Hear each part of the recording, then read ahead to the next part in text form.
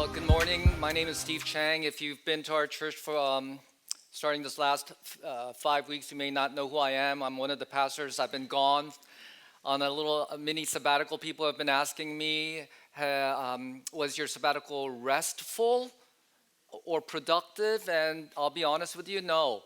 I'm not really good at resting. I like just to be productive all the time, but I wasn't really productive either. But it was a good sabbatical. My wife and I spent some time praying and the such. One of the things also we did was to be able to visit churches that we wanted to learn from, churches that are pastored by friends of mine or just other churches. And I came away with three takeaways, either by comparison or by contrast to Living Hope, right? The first takeaway was this, preachers preaching the Bible. Preachers preaching the Bible. Not only were we able to listen to other preachers, but I was able to listen to Living Hope's preaching, whether it be by the pastoral staff or by guest preachers. And I appreciated the fact not only did our preachers preach the Bible, but you were patient in wanting to learn the Bible. My wife and I, after visiting one church, walked away thinking, gosh, that pastor, it was dynamic, engaging, but it just seemed like a motivational talk as opposed to biblical preaching.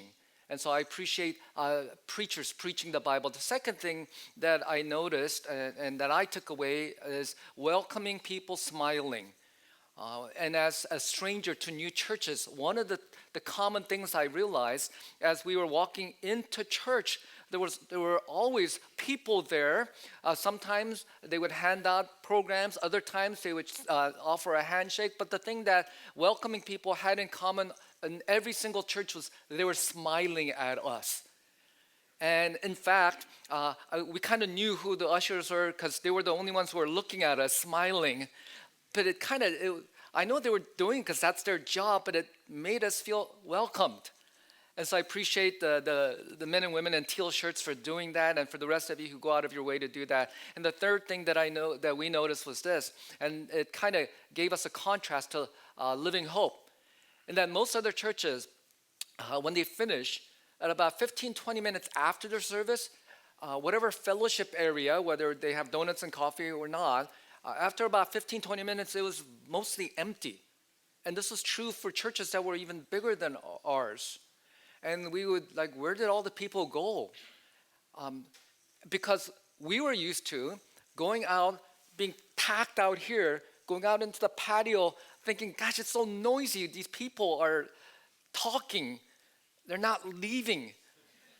Why are they loitering? Don't they have lives? So one of the takeaways that we had was Living Hope people like to linger. I'm not sure why, but that was just the case. So preachers preaching the Bible, welcoming team, smiling, and people lingering. Those are the three takeaways that we had. Made us appreciate all of you. For the last 5 weeks, we've been through the book of Romans, and last week, Dr. David Talley did a magnificent job. Like a seminary professor would. I would listen to it, and it felt like a seminary class on chapter 14. He also gave a broad overview, not only of chapter 14, but chapter 15 up to verse 13. And here was the outline that he gave to us. And to be honest with you, after hearing his talk, I was hesitant because he did such a good job of giving this outline, including up to chapter 15, if we can take a look at it on the screen, that I didn't feel like I need to go over some of the issues because he did such a good job talking about the differences and how the two groups of people, the strong and the weak, how to treat one another. He talked about two illustrations, at least two illustrations are things that I remember. If you recall, that of the couple who drank. Or if I can say it, it's the wife who grew up in a home where alcohol was used in moderation in a healthy manner. And a husband who grew up in a home where alcohol was taboo, that you just don't drink or Christians don't drink, and they got married. And the wife thought it would be okay for the the couple to drink wine for dinner while the husband thought, no, no, no, we can't do that as Christians. Another illustration that he used was as a college professor, he would sometimes get phone calls from Biolan parents who, with alarm, said, my daughter, my child is planning to get a tattoo. Doctor, can you stop them? Because isn't it against the Bible? In which the professor had to gently remind them, no, it might be something in the Old Testament, but just like eating pork is prohibited in the Old Testament for the covenant people, the Jewish people, it's not necessarily prohibited for the New Testament Christians. And so the overarching kind of the feel that we sometimes get when we study Romans 14:15 as well as 1 Corinthians is this. Okay, listen carefully. The people who drink, get tattoos, watch rated R movies, dance, gamble, are in the category of the strong, right? That's kind of the takeaway. And those who don't drink, don't dance, don't gamble, don't want to have tattoos or don't want their children to get tattoos, don't like to watch R-rated movies, they're considered the weak. And toward the conclusion of Dr. Talley's message, listen carefully, he kind of threw it out there, the couple that differed in alcohol, initially they decided not to drink, and it was the wife who was the stronger who acquiesced to her husband saying, okay, if it bothers your conscience, we won't drink. But at the end, what did he say? They started drinking wine together, right? So here is my concern. Now hear me out. I completely agree theologically with everything that he said and etc. But here's my concern that we can flippantly misapply the truths in 14 and 15. In that, what we can think is, if I want to drink, if I want to get tattoos, if I want to do whatever, I am actually strong. And those who have a problem, it's your problem. And that we can eventually, if we're all mature, we're going to do all of that. That misapplication is that we will eventually be allowed to indulge in whatever I want. And if anyone has an issue with that, you're the problem.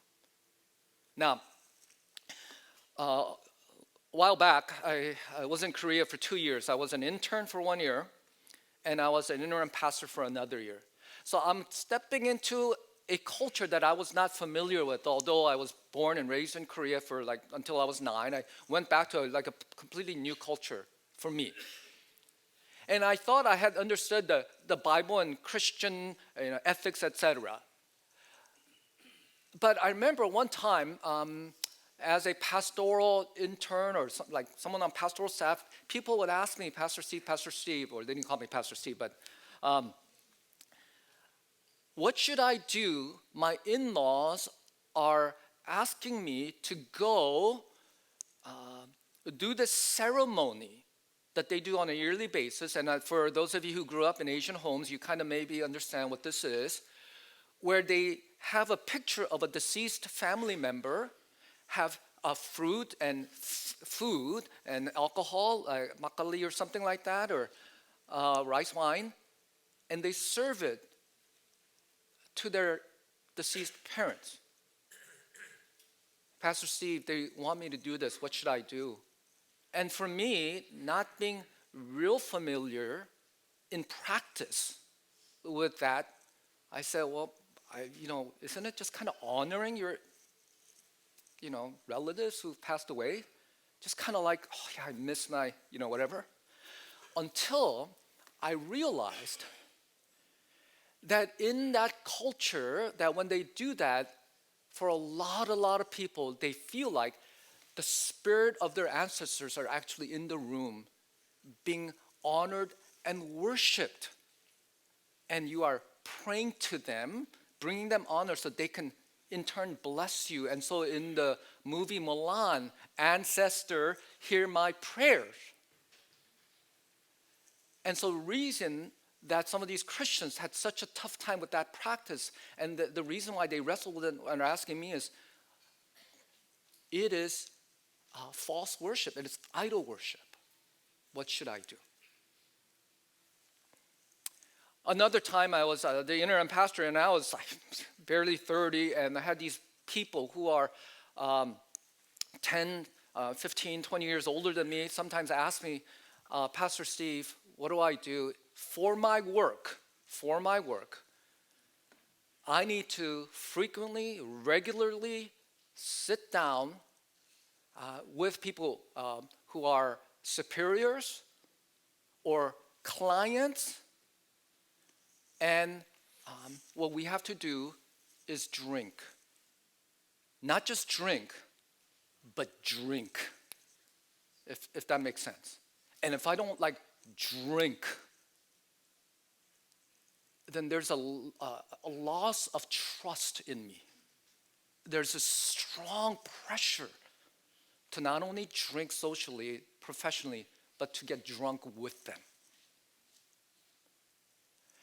And that part of the culture, I didn't quite understand that in that particular culture, drinking is not just a social thing, but it is you have to kind of get drunk a little bit professionally.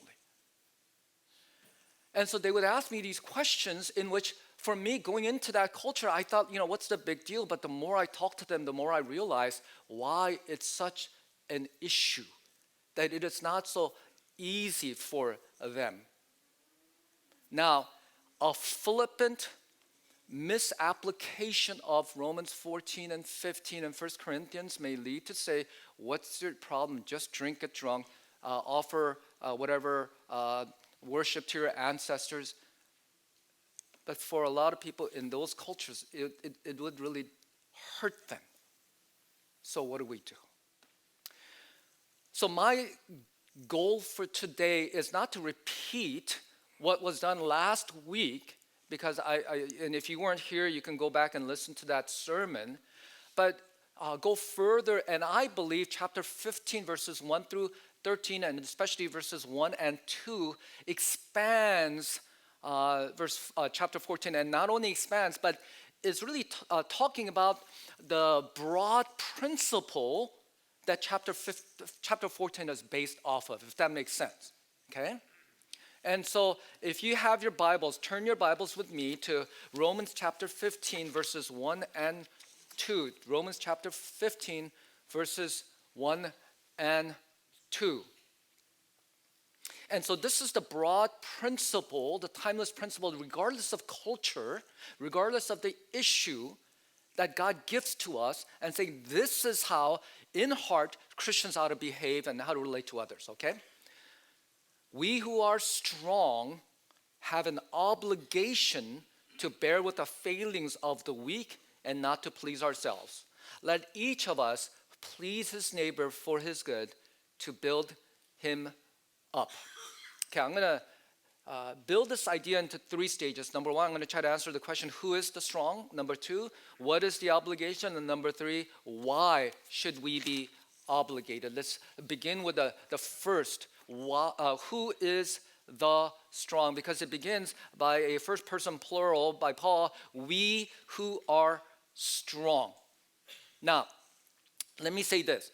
Just knowing our church's culture, if I had asked, and if the ushers had said, as you come into the sanctuary, if you are strong, would you sit in these 2 sections? If you are weak, would you sit in these 2 sections? I would have a feeling that the vast majority of you, am I strong or weak? And a lot of you would sit in the weak section. I don't know. I think that's culturally just who you are. A lot of us are. And so a few of you think, no, I'm not weak. I'm strong. And you'll sit over here, and then you realize the vast majority of the people are over there, and you'll get self-conscious and go, uh-oh. And then you think, okay, maybe I belong here, right? Part of it, I don't know if it's our family, cultural upbringing. I know that, in the home that I grew up in, my parents, I don't know if they did this intentionally to motivate me, but or just as part of our just own culture, but and I don't know if it's true of you or the way that you do for your kids, but my parents would consistently compare me not to my dumbest friend, but the smartest friend, right? Have your parents ever done that, right? My arch nemesis was JP. My same age, our birthdays are 4 days apart. Our moms are like best friends. They knew each other in Korea, and they immigrated, came close to us, and when we receive our report cards and such, the first question my mom would ask, "What did you get?" The second question is what? What did JP get? Right? And he's a friend, but there's this dark side of me, it's like that rooted him to fail. Right? I had plenty of other friends that were dumber. My mom never asked me about their grades. I don't know why. Kind of felt unfair. We both ended up going to UCLA. He was a great athlete. He went to law school, etc. And perhaps that's why I never got into law, because I wanted to do something different. I don't know about you, but perhaps I grew up in a cultural home that had such high expectation, or you raised your kids in such a way that drove them to succeed, perform, and that they just felt like they were not quite good enough. And there are these set of memes, and I don't know if you can relate. I can relate to some of it. I'm kind of guessing my girls can relate to some of these. The Asian dad memes. Do you remember those? This is the one that got famous. You are the 99%. Why not 100%? Right? And the whole 99% was like, whatever, the top 1%, you're so privileged, et cetera, right? And then this one, your blood type is B+, failure runs through veins. That meme is mean, I can't relate to this, but I know many of you can. Finish your work, then you can play the piano. All right? This is my favorite. You're 5 years old. When I was your age, I was 6. And it's true, right? In Korea, they count years differently, so I was 6 when I was in kindergarten. What's wrong with you? That type of right? Perhaps the reason why we feel weak is because, you're constantly on social media, and others are constantly posting their vacations, their successes, their friends, what they eat. And you're reminded that you don't measure up to what they're doing. Or perhaps you're one of those people who constantly post, but there's a stress and pressure of broadcasting your life. And it takes a toll on you. Most of us feel as if we are weak, or we feel insecure about certain parts of our lives, do we not? And so when Romans 15 says, we who are strong, it's easy for us to marginalize that passage and think it's for other people, not me. Tim Keller, in his commentary, reminds us that as we get into chapter 15, he shifts from Christians to brothers, meaning weak and strong brothers, to Christians, to neighbors. And when it talks to neighbors, we're talking about not only people within the church, but people outside of the church. As if we have a responsibility, a broader responsibility, not only to people within the church, but outside. And so he is reminding us in some ways, and Tim Keller does, that our strengths are beyond simply, am I able to drink this wine with dinner with a clear conscience and not be addicted, not get buzzed, not cause trouble. And it's interesting that being able to do that is a strength. And Tim Keller says there are a lot of strengths that we have we don't quite realize that are potential strengths. Can you break out your sermon notes. And many of you may not look at it regularly, but today is actually a very good day to look at the back of your sermon notes, the back of your sermon notes. Because it is our tendency to not look at our lives and count all the assets, the ways in which God has blessed us, or even those blessings, we don't quite know how that can be a blessing to others. So what I've done is I've just created different categories of parts of your lives that can be potential strengths. So for example, ability, and that's an easy one, gifts and talents. What am I good at, whether they were God-given or developed talents? Now, for example, the people who were on stage here, whether they're playing an instrument, singing a song, and at some point in time, they all have God-given talents that were developed. It's amazing when you think about a drummer, they can be tone deaf. I'm not saying that our drummers are tone deaf, but as they were growing up, they were really good at hitting things. Now you have a child who loves to hit things, and you realize that child can hit at a rhythm, and they're ambidextrous, and with their feet. That's a gift. They have an ability to maybe be a great drummer, right?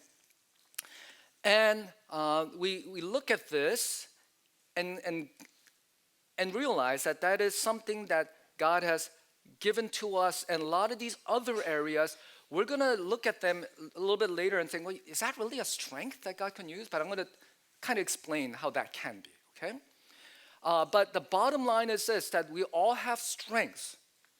We may not be strong in everything, but we all have something or certain categories just by virtue of who you are that God wants to use. And so let's go to the second question. What is the obligation? What is the obligation?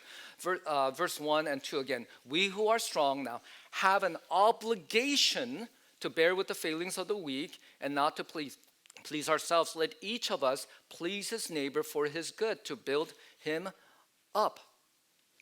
We who are strong have an obligation to bear with the failings of the weak. If that sounds somewhat familiar, if the idea sounds familiar, you might be reminded of this millennials philosophy. It was first spoken in this kind of media in 2002 by Peter Parker in Spider-Man.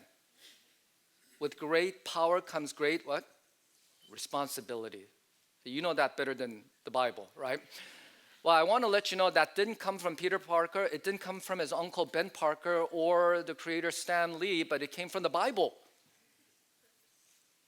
We who are strong have an obligation to the weak in particular. That whatever blessing that you have received, whoever you are, obligates you. Gives you responsibility. You see, the problem is that we take our strength as an opportunity to serve ourselves. We take our strength as an opportunity to serve ourselves. And he says in verse 1 that it is not to please ourselves. He wants us to fight the tendency to take whatever strength we have and deploy those assets to bring merely personal or family blessing. Let me give you an example. Now, so if you're looking in the back, the third to the last potential strength is prosperity. And by the way, this isn't something I got out of a book. It's not comprehensive or scientific. I just chose random areas of strength that ends with the letter Y. And that was very important to me. I spent a lot of time with the thesaurus trying to find words. And if there are categories that didn't have a Y at the end, I just left them out. Prosperity. It's your salary and it's your assets. Like, what's your income potential and what's your accumulated assets? How much money can you control, leverage? To either to earn, to save, or to spend, or to give. Now, the vast majority of us, if not all of us, take our prosperity, our assets, and we think, how can we deploy them to please ourselves or my family? Okay. I don't know if you read just recently, there was a research published that told us that in order to be so-called happy in Los Angeles, you have to make $205,000 a year. Did you read that, some of you? $205,000 to be happy in LA. And that kind of explains why so many of us feel unhappy, right? How do we keep up? And so our tendency is this, is that I am going to try my best to get $205,000 a year, and once I achieve that, then whatever extra, I can start being generous. And so we try hard to take our prosperity and to please ourselves or our family.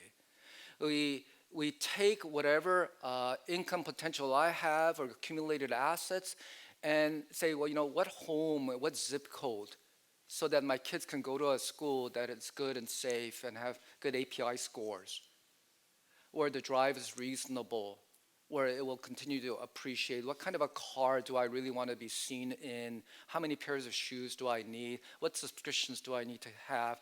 What lessons do my kids need so that they can best be prepared to succeed in life, etc. And whether we like it or not, we take the assets that God has given to us and we focus on what can please us. But this passage is saying this, and this is the timeless truth that God is giving to us Christians, that your strength is not an opportunity to serve yourself, but your strength is an obligation to serve others. Your strength is an obligation to serve others. As he had said, let each of us please his neighbor for his good to build him up. It's an obligation to bless and to build up others. It's an obligation. The Greek word was originally a legal word, which became an economic word. You're obligated. You are in debt. When you're given a strength, you are in debt. To bear others' burdens. The word bear, we oftentimes take it as like a passive thing, as there's an annoying person, let's just bear with that person. But the word means something a little bit more active. It's to put your shoulders under and carry them. And the New Testament uses it, this particular word, for example, to carry a water jar or pottery jar, a stretcher, a stone, bags of money, people. It's to be burdened by it. It's to take some of their pains by putting it on us. We are called, we are obligated, we are responsible to use our assets, our blessings, to bless and build others up. It's not a passive thing. Not that long ago, I had a coffee with a friend. And as we sat down, we were talking, and he said to me, Steve, in that conversation we had with someone else, a third party, and it was uncomfortable. He said, what you said was true, but the timing wasn't right. It was insensitive, basically. Because what that person needed, what that other third friend needed from us at that moment was to just be heard and understood. But see, you went right at him with just truth. And he was really honest and saying, this is so uncomfortable for me to tell you this. And, I listened the best that I could and saying, you're right. Passive bearing would be, I can't believe Steve did that again. I'm just going to try to avoid him. Active bearing is, hey, it's going to hurt. And it might even, but I need to tell him for his sake.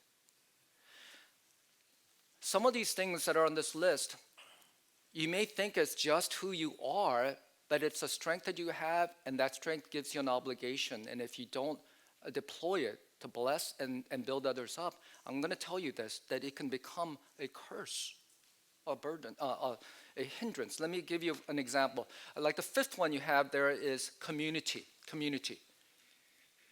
And parentheses like relationship. Are you able to make and develop deep and or broad friendships? Now, some of you here in this room are really good at friendships.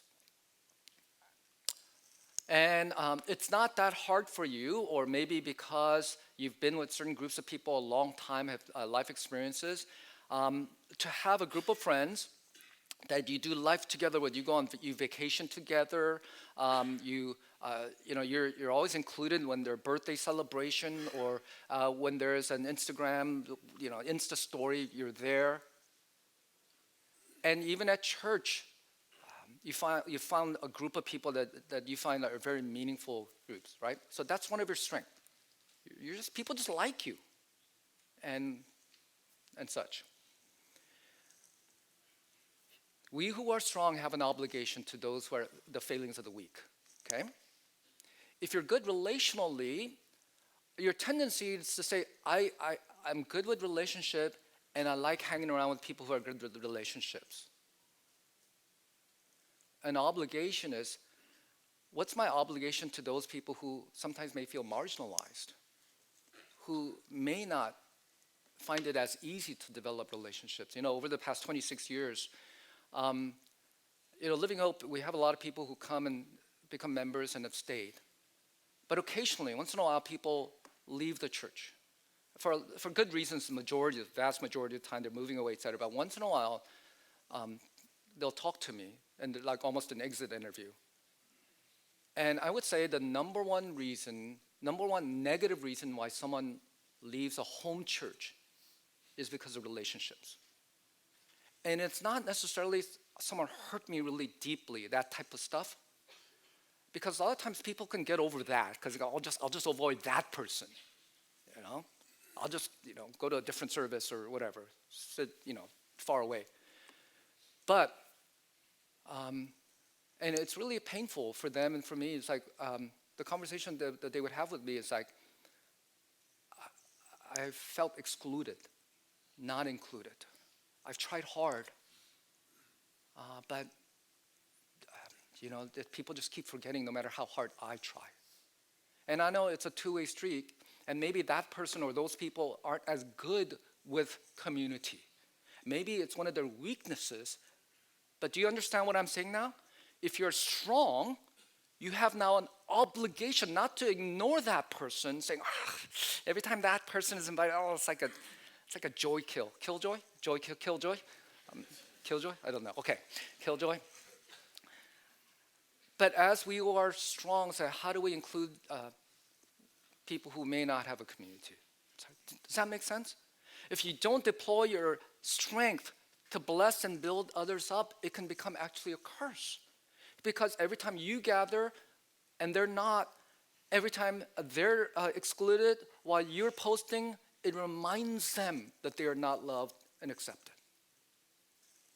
Let me give you another example. Story. And it's like the last one in the list. Personal experience. What are my unique pains and experiences? At Living Hope, this past year, by far, the most popular sermon series was the Real Conversation series. And one of the reasons why it was so popular, it's not necessarily because we're delving into controversial topics, although that is meaningful, but because we've learned that after the preacher preaches like 20, 30 minutes, someone comes and tells their story. Roy Kim talks about his divorce. Stephanie Chang talked about her handicapped son who passed away last year, etc. Their unique and painful story becomes meaningful and blesses and builds people up. This past Friday, and the youth group, Catapult Ministry, has been going through a series called The Stories of Grace. And I don't know if there's a preaching time, but I know that they have a testimony time. And this past Friday, two people, one staff member and one student, got up and talked about their encounter with cancer.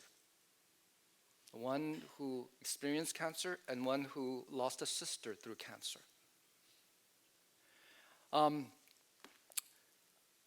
Their story could be hoarded, kept secret. It's just personal. But because they're saying, my story, although it's painful, because it's part of who I am, I have an obligation. And when people share about a divorce or a sickness or whatever it may be, do you realize what it does? It gives permission to others who may have experienced similar things, a parent who may have divorced, etc., and saying, I'm not alone in this. That God can still love me and accept me. So that strength, if hoarded, if hidden, can actually become a curse because it prevents other people from receiving of God's grace. Let me give you one final thing, spirituality. That's the second to the last one. Spirituality is what I call faith certainty. Now, some of you grew up in Christian homes. And if someone were to ask you, when did you become a Christian, or when did you start believing in God, or when did you start believing that Jesus died on the cross for you, the gospel, and you say, I don't remember ever not believing that. There was a certainty, right? And so, you think your testimony is not that helpful to anyone, like you didn't do drugs and, were violent, etc. I was just a boring church kid. But do you realize that there are others who struggle in that, whose parents are not saved, and they may be the only Christian in their life, and it's harder for them to go through the ebb and flow of life's uncertainties and hold on to their faith. And they sometimes need someone to come alongside of them and do spirituality with them. What is your strength? Do me a favor, maybe sometime today or this week, take this and just on the left-hand side, mark S-P-U-S, like it's one of my strengths. P is a potential strength, or U is like uncertain, unsure. And then ask a significant other or a friend to do the same, like, hey, what do you think are some of my strengths or potential strengths? Have that person do it for you. And then ask that person, can you circle 3 of my strengths that you wish I would steward better? Because I might not even see them as a strength. Could you maybe do that for me? And I think what happens is because we tend to be low-keyed or whatever, we tend to take blessings for granted, that we don't feel like we have a responsibility with them. And perhaps a friend or a significant other can do that for you. Okay, now let me go and finish up. I think okay, it says 0, so I don't have any more time. But 4 reasons why. Number 1, Christ. Verse 3, for Christ did not please himself, but as it is written, the reproaches of those who reproached you fell on me. Philippians 2 tells us that we ought to have this mind in ourselves, which is yours in Christ Jesus, who, though he was in the form of God, did not count equality with God a thing to be grasped, but emptied himself. I love that. Emptied himself by taking the form of a servant, being born in the likeness of men, and being found in human form. He humbled himself by becoming obedient to the point of death, even death on a cross. Let me tell you this. Why is it that Christians who say that they have received the grace of God, the gospel, love of God, why do we have such a difficult time loving the unlovable, sacrificially loving? Because in 1 John chapter 2, verse 9 says, whoever says he is in the light and hates his brother is still in darkness. John says that if we say that we know truth and it's enlightened us, transformed us, and we cannot come to forgive, accept, embrace those who are unlovable and weak, He's saying we're still in darkness. I think there are like two reasons why we have such a tough time. And it is this. The first reason is that we believe we're not as bad. We believe we're not as bad. We may intellectually believe that I am a sinner, saved only by grace. But the reason why we have such a tough time loving the unlovable is because we don't believe we're really that bad. I think the majority of us, because we grew up in performance-oriented and we still are like that, we believe that Jesus died on the cross for us, but truth be told, we believe we deserved the grace of God, the love of God.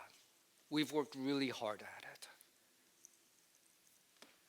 And so when others hurt us or they're unlovable, our conclusion is they don't deserve grace as much as I do.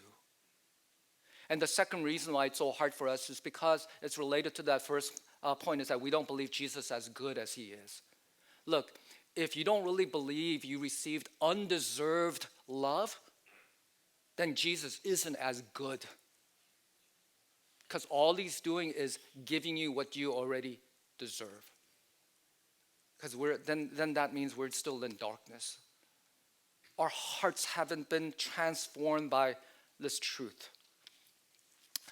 Secondly, Scripture, verse 4, whatever is written in former days was written for our instruction. See, church, may the God of endurance and encouragement grant you to live in such harmony with one another in accordance with Christ Jesus. Listen, if we're unable to forgive, put up with those who are weak, those who are annoying, we can't proactively bear their burden, it doesn't promote the unity of the church, and it destroys the reputation of the church. I was talking to a police officer from Living Hope who spent several decades in LA, and one of the most uncomfortable things that he had to deal with is to gather his men or his officers in the morning, and on Sunday morning say, okay, you're going to be at this church because they're having a fight and they need police assistance. And he said it was one of the most embarrassing things that he had to do. Fourthly, glory. And I believe that the closer we get to Christ, the more enlightened we are. We desire to honor God. I'm going to have the band to come up at this time. I hate to do this, but I'm going to quote Peter Parker one last time. There you go. And so if you remember the movie in 2002, Peter Parker, they're in the funeral and he's with his crush. They kiss, but he walks away, realizing he can't be in love with her. And he talks aloud. He gives his philosophy of how he's going to live the rest of his life. And he repeats the words of his uncle, Ben Parker. Says, with great power comes great responsibility. And he says, after that, this is my gift. Remember? This is my curse. He's saying it's an opportunity for me, and I'm obligated to it. It's not okay for me to have this and watch others die and struggle and hurt. It's a burden I will always carry with me. Listen, Jesus died on the cross for you knowing that you are weak and failing. We can't idly sit and having received all of that and just ignore others around us.